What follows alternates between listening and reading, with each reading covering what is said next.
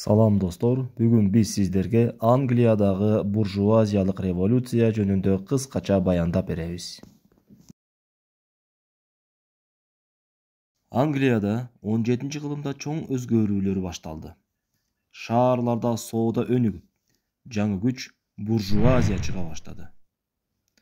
А бирок айылдарда дыйкандар дагы деле эски феодалдардын колундай иштеп жатышкан. Король өз бийлигин күчөтүп, көп салык чогулткусу келди. Бирок парламенттеги буржуазия өкүлдөрү мындай адилетсиздикке каршы чыгып, элдин укугун коргоп жатышты.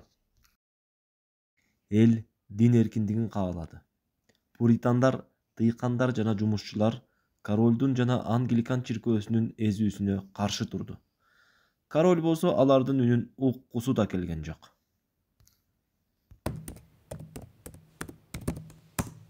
Акыры чыдамы кеткен эл көтөрүлдү. Алар королдун бийлигине каршы чыгып, парламентти колдошту.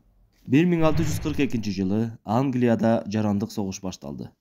Король Карл I түндүккө качып барып, ак сөөктөр менен роялисттерди чогултту. Парламентти болсо соодагерлер, жаңы дворяндар, кол өнөрчүлөр жана дыйкандар колдоп чыкты. Алгач королдун кавалериясы күчтүү болуп, Лондонго чейин коркунуч туудурду. Парламенттин армиясы болсо ыктыярчылардан тургандыктан алар алсызыраак эле. Бул учурда парламенттен жаңы лидер Оливер Кромвель чыкты. Ал күчтүү жаңы үлгүдөгү армияны түздү. Жаңы армия тартиптүү, темир соот кийген, кылыч жана найза менен мыкты машыккан аскерлерден турду. 1645-жылы Нейсби согушунда жана 1648-жылы Престондун жанында парламент армиясы чоң жеңиштерге жетишти. Королдун армиясы талкаланды. Ал эми Карл I колго түштү. Королдун бийлиги жоголуп, парламент күч алды.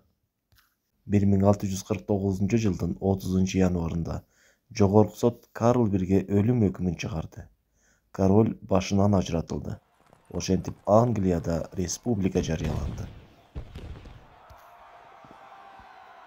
Король өлтүрүлгөндөн кийин өлкөдө бийлик Кромвелдин колуна өттү. Ал Ирландияга жана Шотландияга жортуул жасап, 1653-жылы Лорд Протектор деп жарыяланды.